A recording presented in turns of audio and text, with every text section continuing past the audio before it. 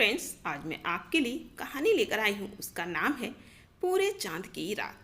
ये कहानी कृष्ण चंद्र ने लिखी है। तो जल्दी से वीडियो को लाइक कीजिए और कमेंट कीजिए और बताइएगा इसके बाद आपको कौन सी कहानी सुननी है। और ये ज़रूर बताइएगा कि ये कहानी आपको कैसी लगी। बहुत ही रोमांचक कहानी होने वाली है। अप्रैल का महीना था। बादाम की डालियाँ फूलों से लद गई थी और हवा में बर्फीली खुनकी के बावजूद बाहर की लताफत आ गई थी। बुलंद ओबाला तंगों के नीचे मखमली धूप पर कहीं कहीं बर्फ के टुकड़े सफ़ेद फूलों की तरह खिले हुए नजर आ रहे थे।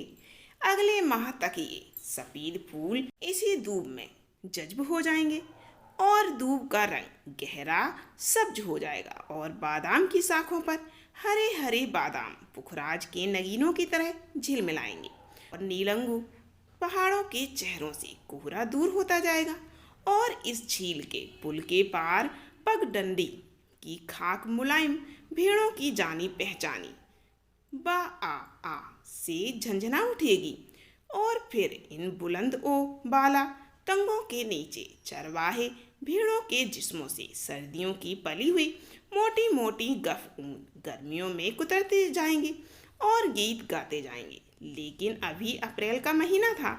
अभी तंगों पर पत्तियां न फूटी थी। अभी पहाड़ों पर बर्फ का कोहरा था। अभी पगडंडी का सीना भेड़ों की आवाज़ से गूंजा न था।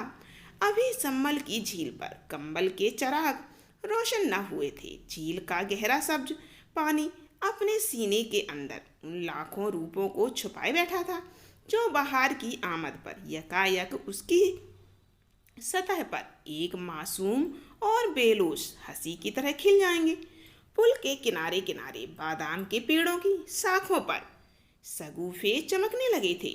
अप्रैल में जमिस्तान की आखिरी सब में जब बादाम के फूल जागते हैं और बाहर के नकीब बनकर झील के पानी में अपनी किस्तियां तहराते हैं, फूलों के नन्हे नन्हे सिकारे सतह ए आव पर रक्सा ओलर जा बाहर की आमद के मुतंजिर हैं।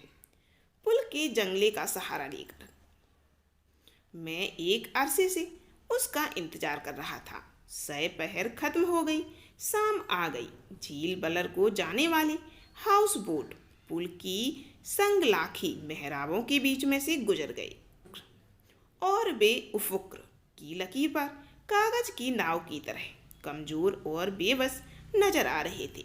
शाम का किरमजी रंग आसमान के इस किनारे से उस किनारे तक फैलता गया और किरमजी से सरमई और सरमई से स्याह होता गया, हत्ता की बादाम के पेड़ों की कतार की ओट।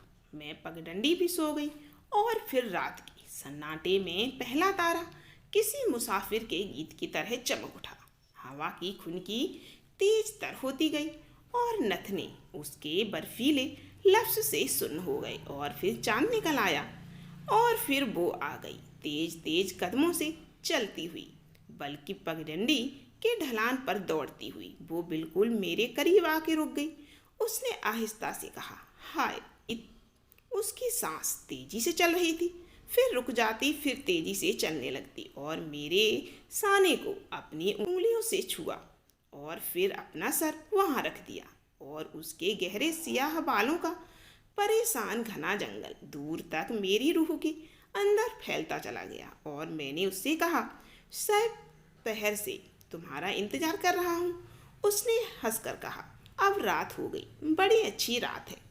उसने अपना कमजोर नन्हा छोटा सा हाथ मेरे दूसरे साने पर रख दिया और जैसे बादाम के फूलों से भरी साख झुककर मेरे कंधे पर सो गई। देर तक वो खामोश रही, देर तक मैं खामोश रहा। फिर वो आप ही आप हंसी और बोली, अब्बा मेरे पगडंडी के मोड़ तक मेरे साथ आ गए थे क्योंकि मैंने कहा मुझे डर लगता है। आज मुझे अपनी सहेली रज्जो के घर सोना है। सोना नहीं, जागना है, क्योंकि बादाम के पहले शगुफों की खुशी में हम सब सहेलियां रात भर जागेंगी और गीत गाएंगी।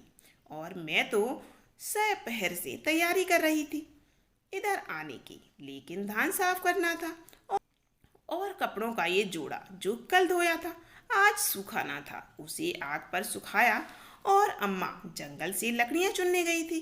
वो अभी तक ना आई थी और अब तक वो ना आती मैं मक्की के भुट्टे और खुश्क खुबानियाँ और जरवालू तुम्हारे लिए कैसे ला सकती हूँ। देखो ये सब कुछ लाई हूँ तुम्हारे लिए। हाय, तुम सचमुच खपा खड़े हो। मेरी तरफ देखो, मैं आ गई हूँ। आज पूरे चांद की रात है। आओ किनारे लगी हुई कश्ती खोलें और झील की सैर करें। उसने मेरी आंखों में देखा और मैंने उसकी मोहब्बत और हैरत में गुम पुतलियों को देखा, जिनमें उस वक्त चांद चमक रहा था। और ये चांद मुझसे कह रहा था, जाओ कश्ती खोल के झील के पानी की सैर करो। आज बादाम के पीले सफुओं का मुसरत भरा त्योहार है। आज उसने तुम्हारे लिए अपनी सहेलियों, अपने अब्बा, अपनी नन्ही बहन और अपने बड़े भाई सबको फ्रेम में रखा है, क्योंकि आज पूरे चांद की रात है। और बादाम के सफ़ेद खुश्क शगुफे बर्फ के गालों की तरह चारों तरफ फैले हुए हैं और कश्मीर के गीत उसकी छातियों में बच्चे के दूध की तरह उमड़ आए हैं। उसकी गर्दन में तुमने मोतियों की ये सतलड़ी देखी। ये सुर्ख सतलड़ी उसके गले में डाल दी और उससे कहा, तो आज रात भर जागेगी। आज कश्मीर की बाहर की पहली रात है। आज मेरे गले में कश्मीर के गीत यूं खिलेंगे जैसे चांदनी रात में जाफरान के फूल खिलते हैं। ये सुर्ख सतलड़ी पहन लो। चांद ने ये सब कुछ उसकी हैरान पुतलियों से झांक के देखा। फिर यकायक कहीं किसी पेड़ पर एक बुलबुल नगमासरा हो उठी और कश्तियों में चिराग झिलमिलाने लगे और तंगों से परे बस्ती में गीतों की मध्यम सदा बुलंद हुई। गीत और बच्चों के कह कहे और मर्दों की भारी आवाज़ें और नन्हे बच्चों के रोने की मीठी मीठी सदाएं और छतों से जिंदगी का आहिस्ता आहिस्ता सुलगता हुआ धुआं और शाम के खाने की महक, मछली और भात और कड़म के साग का नरम नरम नमकीन और लतीफ़ जायका और पूरे चांद की रात का बहार आफरी जोवन। मेरा गुस्सा धुल गया। मैंने उसका हाथ अपने हाथ में ले लिया और उससे कहा, आओ चले झील पर। पुल गुजर गया, पगडंडी गुजर गई, बादाम के दरख्तों की कतार खत्म हो गई, तल्ला गुजर गया। अब हम झील के किनारे चल रहे थे। झाड़ियों में मेढक बोल रहे थे। मेढक और झींगुर और बींडे, उनकी बहगम सदाओं का शोर भी एक नगमा बन गया था। एक ख्वाब नाक सिम्फनी और सोई हुई झील के बीच में चांद की कश्ती खड़ी थी। सकिन चुपचाप मोहब्बत के इंतजार में हजारों साल से इसी तरह खड़ी थी। मेरी और उसकी मोहब्बत की मुतंजिर, तुम उसकी मोहब्बत की मुंतजिर, तुम्हारी और तुम्हारे महबूब की मुस्कुराहट की मुंतजिर, इंसान को इंसान की चाहने की आरजू की मुंतजिर। ये पूरे चांद की हसीन पाकीज़ा रात किसी कुंवारी के बेछुए जिस्म की तरह मोहब्बत के मुकद्दस लफ्ज़ की मुंतजिर है। कश्ती खुबानी के एक पेड़ से बंधी थी जो बिल्कुल झील के किनारे उगा था। यहाँ पर जमीन बहुत नरम थी और चांदनी पत्तों की ओट से छनती हुई आ रही थी और मेढक हौले हौले गा रहे थे और झील का पानी बार बार किनारों को चूमता जाता था और उसके चूमने की सदा बार बार हमारे कानों में आ रही थी। मैंने दोनों हाथ उसकी कमर में डाल दिए और उसे जोर से अपने सीने से लगा लिया।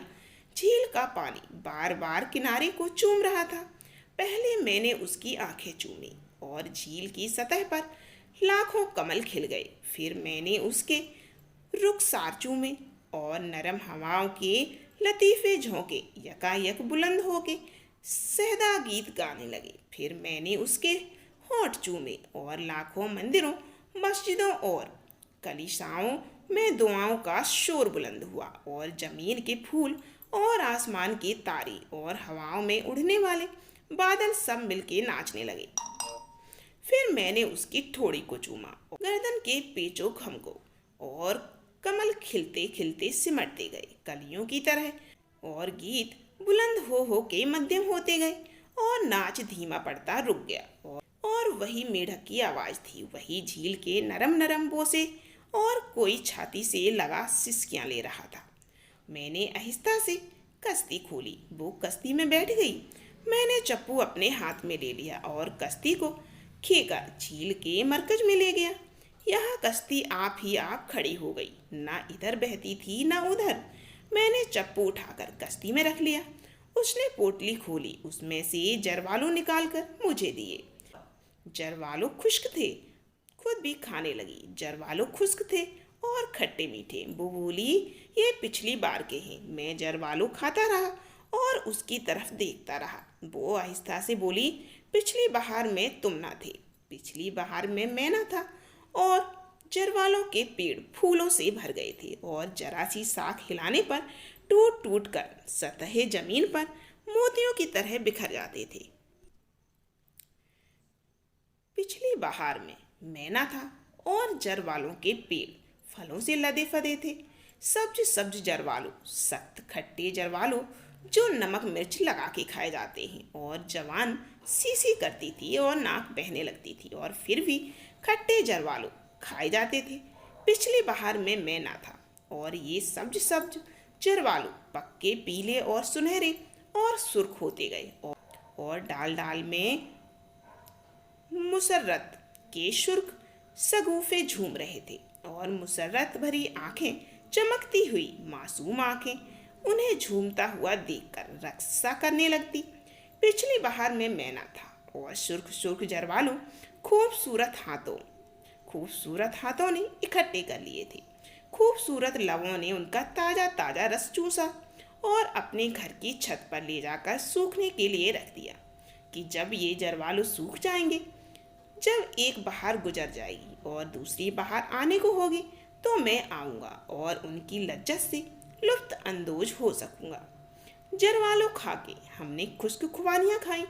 खुबानी पहले तो बहुत मीठी मालूम ना होती थी, मगर जब दहन के लुआब में घुल जाती तो शहद और शक्कर का मजा देने लगती, नरम नरम और मीठी मीठी।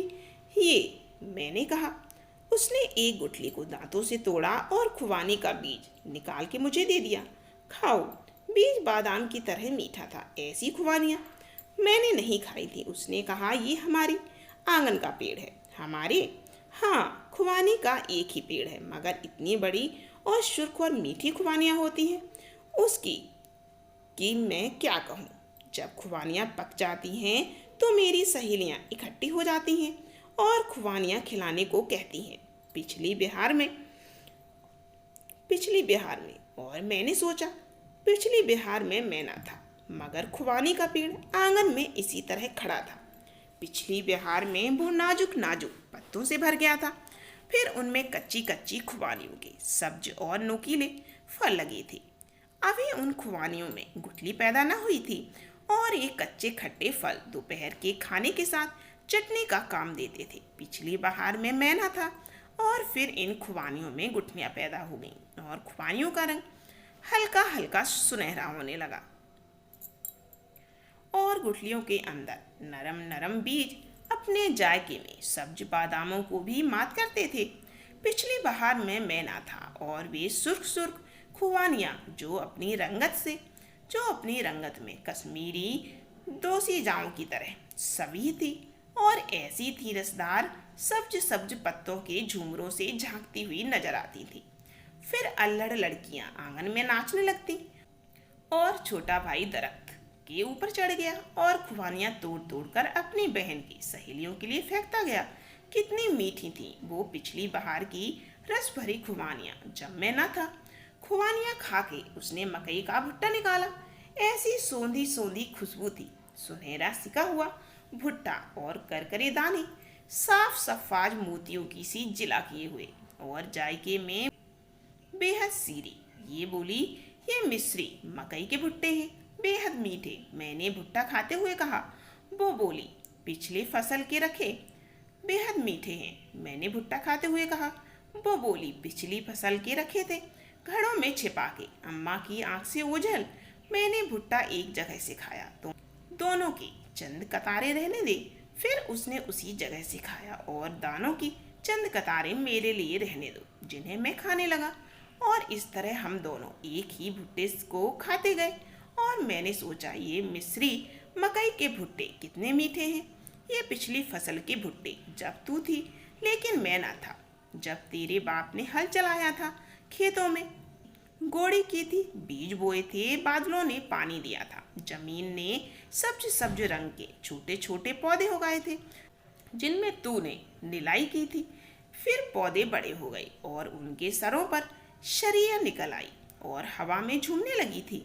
और तू मकई के पौधों पर हरे हरे भुट्टे देखने जाती थी जब मैं ना था, लेकिन भुट्टों के अंदर दाने पैदा हो रहे थे, दूध भरे दाने जिनकी नाजुक जिल्ल के ऊपर अगर जरा सा भी नाखून लग जाए तो दूध बाहर निकल आता। ऐसे नर्म और नाजुक भुट्टे इस धरती ने उगाए थे और मैं ना था और मिट्टी। और फिर ये भुट्टे जवान और तवाना हो गए और उनका रस पुख्ता हो गया, पुख्ता और सख्त। अब नाखून लगाने से कुछ ना होता, अपने नाखून ही टूटने का डर रहता है। भुट्टों की मूछें जो पहले पीली थी अब सुनहरी और आखिर में स्याही माइल होती गई। मकई के भुट्टों का रंग जमीन की तरह भूरा होता गया। मैं जब भी ना आया था और फिर खेतों में खलियान लगी और खलियानों में बैल चले और भुट्टों से दाने अलग हो गए और तूने अपनी सहेलियों के साथ मोहब्बत के गीत गाए और थोड़े से भुट्टे छुपा के और सेंक के अलग रख दिए जब मैं ना था। धरती थी, तकलीफ थी, मोहब्बत के गीत थे, आग पर सिके हुए भुट्टे थे, लेकिन मैं ना था। मैंने मुसर्त से उसकी तरफ देखा और कहा, आज पूरे चांद की रात को जैसे हर बात पूरी हो गई, कल तक पूरी न थी, आज पूरी है। उसने भुट्टा मेरे मुंह से लगा दिया। उसके होंठों का गर्म गर्म लफ्ज अभी तक इस भुट्टे पर था। मैंने कहा, मैं तुम्हें चूम लूं?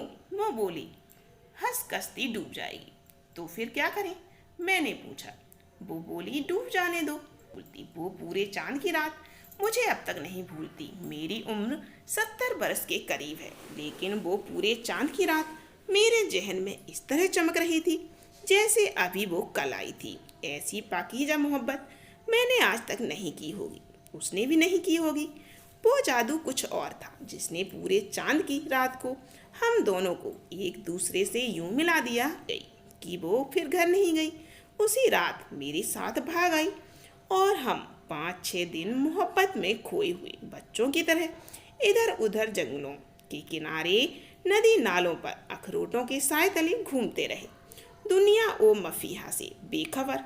फिर मैंने इसी झील के किनारे एक छोटा सा घर खरीद लिया और उसमें हम दोनों रहने लगे। कोई 1 महीने के बाद में श्रीनगर गया और उससे यह कह गया कि तीसरे दिन लौट आऊँगा। तीसरे दिन मैं लौट आया तो क्या देखता हूँ कि वो एक नौजवान से खुल मिलकर बातें कर रही है। वो दोनों एक ही रकाबी में खाना खा रहे थे, एक दूसरे के मुंह में लुक़्मे डालते जाते थे और हंसते जाते थे। मैंने उन्हें देख लिया, लेकिन उन्होंने मुझे नहीं देखा। वो अपनी मुसरत में इस कदर महव थे कि उन्होंने मुझे नहीं देखा। और मैंने सोचा कि ये पिछली बहार या उससे भी पिछली बहार का महबूब है जब मैं ना था। और फिर शायद और आगे भी कितनी ही ऐसी बहारें आएंगी, कितनी ही पूरी चांद की रातें जब मोहब्बत एक फैसा औरत की तरह बेकाबू हो जाएगी और उर्या होके रक्स करने लगेगी। आज तेरे घर में खिजा आ गई जैसे हर बहार के बाद आती। अब तेरा यहाँ क्या काम? इसलिए मैं सोचकर उनसे मिले बगैर ही वापस चला गया और फिर अपनी सहेली बहार से कभी नहीं मिला। और अब मैं 48 बरस के बाद लौट आया हूँ। मेरे बेटे मेरे साथ हैं, मेरी बीवी मर चुकी है, लेकिन मेरे बेटों की बीवियाँ और उनके बच्चे मेरे साथ हैं। ये कहानी आगे भी सुननी है तो जल्दी वीडियो को लाइक कीजिए, कमेंट कीजिए। और हम लोग सैर करते करते संबल झील के किनारे आ निकले और अप्रैल का महीना है और पहर से शाम हो गई और मैं देर तक पुल के किनारे खड़ा बादाम के पेड़ों की कतारें देखता जाता हूँ और खुनुक हवा में सफ़ेद शगुफों के गुच्छे लहराते जाते हैं और पगडंडी की खाक पर से किसी के जाने पहचाने कदमों की आवाज़ सुनाई नहीं देती। एक हसीन दोसीजा लड़की हाथों में एक छोटी सी पोटली दवाई पुल पर से भागती हुई गुजर जाती है और मेरा दिल धक से रह जाता है। दूर पार तंगों से परे बस्ती में कोई बीवी अपने खाविद को आवाज दे रही है जो उसे खाना पर बुला रही है। कहीं से एक दरवाजा बंद होने की सदा आती है और एक रोता हुआ बच्चा यकायक चुप हो जाता है। छतों से धुआं निकल रहा है और परिंदे शोर मचाते हुए एकदम दरख्तों की घनी शाखों से अपने पर फड़फड़ाते हैं और फिर एकदम चुप हो जाते हैं। जरूर कोई माझी गा रहा है और उसकी आवाज गूंजती गूंजती उफुक के उस पार गुम होती जा रही है। मैं पुल को पार करके आगे बढ़ता हूँ। मेरे बेटे और बीवियाँ और बच्चे मेरे पीछे आ रहे हैं। वो अलग अलग टोलियों में बटे हुए हैं। यहाँ पर बादाम के पेड़ों की कतार खत्म हो गई, तल्ला भी खत्म हो गया, झील का किनारा है। ये खुबानी का दरख्त है, लेकिन कितना बड़ा हो गया है। मगर कश्ती, ये कश्ती है, मगर क्या ये वही कश्ती है? सामने वो घर है, मेरी पहली बहार का घर, मेरी पूरे चांद की रात की मोहब्बत, मेरी पूरे चांद की मोहब्बत। घर में रोशनी है, बच्चों की सदाएं हैं। कोई भारी आवाज से गाने लगता है, कोई बुढ़िया उसे चीख कर चुप करा देती है। मैं सोचता हूँ आधी सदी हो गई, मैंने इस घर को नहीं देखा। देख लेने में क्या हर्ज है? आखिर मैंने उसे खरीदा था। देखा जाए तो मैं अभी तक उसका मालिक हूँ। देख लेने में क्या हर्ज? मैं घर के अंदर चला जाता हूँ। बड़े अच्छे प्यारे बच्चे हैं। एक जवान औरत अपने खाविद के लिए रकाबी में खाना रख रही है। मुझे देखकर ठिठक जाती है। दो बच्चे लड़ रहे थे, मुझे देखकर हैरत से चुप हो जाते हैं। बुढ़िया जो अभी गुस्सा में डांट रही थी, थम के पास आ खड़ी होती है और कहती है, कौन हो तुम? मैंने कहा, ये मेरा घर है। वो बोली, तुम्हारे बाप का है? मैंने कहा, मेरे बाप का नहीं है, मेरा है। कोई 48 साल हुए मैंने इसे खरीदा था। बस इस वक्त तो यूं ही मैं इसे देखने के लिए चला आया। आप लोगों को निकालने के लिए नहीं आया हूँ। ये घर तो बस समझिए अब आपका ही है। मैं तो यूं ही मैं ये कहकर लौटने लगा। बुढ़िया की उंगलियां सख्ती से थमकर जम गईं। उसने सांस जोर जोर से अंदर को खींची। बोली, तो तुम हो? अब इतने बरस के बाद कोई कैसे पहचाने? वो खम्भ से लगी देर तक खामोश खड़ी रही। मैं नीचे आंगन में चुपचाप खड़ा उसकी तरफ देखता रहा। फिर वो आप ही आप हंसती और बोली, आओ आओ, मैं तुम्हें अपने घर के लोगों से बुलाऊं। देखो, ये मेरा बड़ा बेटा है, ये इससे छोटा है, ये बड़े बेटे की बीवी है, ये मेरा बड़ा पोता है। सलाम करो बेटा। ये पोती है, ये मेरा खाविद है। सस उसे जगाना नहीं, परसों से उसे बुखार आ रहा है, सोने दो उसे। वो बोली, तुम्हारी क्या खातिर करूं? मैंने दीवार पर खोटी से टंगे हुए भुट्टों को देखा। सिके हुए भुट्टे, सुनहरे मोतियों के से सफाक दाने। हम दोनों मुस्कुरा दिए। वो बोली, मेरे तो बहुत से दांत झड़ चुके हैं, जो हैं वो भी काम नहीं करते। मैंने कहा, यही हाल मेरा भी है, भुट्टा ना खा सकूंगा। मुझे घर के अंदर घुसते देखकर मेरे घर के अफराद भी अंदर चले आए थे। अब खूब गहमा गहमी थी। बच्चे एक दूसरे से बहुत जल्दी मिलजुल गए। हम दोनों आहिस्ता आहिस्ता बाहर चले आए। आहिस्ता आहिस्ता झील के किनारे चलते गए। वो बोली, मैंने 6 बरस तुम्हारा इंतजार किया, तुम उस रोज क्यों नहीं आए? मैंने कहा, मैं आया था, मगर तुम्हें किसी दूसरे नौजवान के साथ देखकर मैं वापस चला गया। क्या कहते हो? वो बोली, हाँ, तुम उसके साथ खाना खा रही थी, एक ही रकाबी में, और वो तुम्हारे मुंह में और तुम उसके मुंह में लुक़्मे डाल रही थी। वो एकदम चुप हो गई, फिर जोर जोर से हंसने लगी। क्या हुआ? मैंने हैरान होकर पूछा। वो बोली, अरे वो तो मेरा सगा भाई था। वो फिर जोर जोर से हंसने लगी। वो मुझसे मिलने के लिए आया था, उसी रोज तुम भी आने वाले थे। वो वापस जा रहा था, मैंने उसे रोक लिया कि तुमसे मिलकर जाए, तुम फिर आए ही नहीं। वो एकदम संजीदा हो गई। 6 बरस मैंने तुम्हारा इंतजार किया। तुम्हारे जाने के बाद मुझे खुदा ने बेटा दिया, तुम्हारा बेटा, मगर 1 साल बाद वो भी मर गया। 4 साल और मैंने तुम्हारी राह देखी, मगर तुम नहीं आए। फिर मैंने शादी कर ली, 2 बच्चे बाहर निकल गए। दो बच्चे बाहर निकल आए। खेलते खेलते एक बच्चा दूसरी बच्ची को मकई का भुट्टा खिला रहा था। उसने कहा, वो मेरा पोता है। मैंने कहा, वो मेरी पोती है। वो दोनों भागते भागते झील के किनारे दूर तक चले गए। जिंदगी के दो खूबसूरत मुरक्के। हम देर तक उन्हें देखते रहे। वो मेरे करीब आ गई, बोली, आज तुम आए हुए हो तो मुझे अच्छा लग रहा है। मैंने अब अपनी ज़िंदगी बना ली है। इसकी सारी खुशियाँ और गम देखे हैं। मेरा हरा भरा घर है और आज तुम भी आए हो। मुझे जरा भी बुरा नहीं लग रहा। मैंने कहा, यही हाल मेरा है। सोचता था जिंदगी भर तुम्हें नहीं मिलूंगा, इसीलिए इतने बरस इधर कभी नहीं आया। अब आया हूँ तो जरा रत्ती भर भी बुरा नहीं लग रहा। हम दोनों चुप हो गए। बच्चे खेलते खेलते हमारे पास आ गए। उसने मेरी पोती को उठा लिया, मैंने उसके पोते को। उसने मेरी पोती को चूमा और मैंने उसके पोते को, और हम दोनों खुशी से एक दूसरे को देखने लगे। इसकी पुतलियों में चांद चमक रहा था। वो चांद हैरत और मुसरत से कह रहा था, इंसान मर जाते हैं लेकिन ज़िंदगी नहीं मरती। बहार ख़त्म हो जाती है लेकिन फिर दूसरी बहार आ जाती है। छोटी छोटी मोहब्बतें भी ख़त्म हो जाती हैं लेकिन ज़िंदगी की बड़ी और अजीब सच्ची मोहब्बत हमेशा कायम रहती है। तुम दोनों पिछली बहार में ना थे।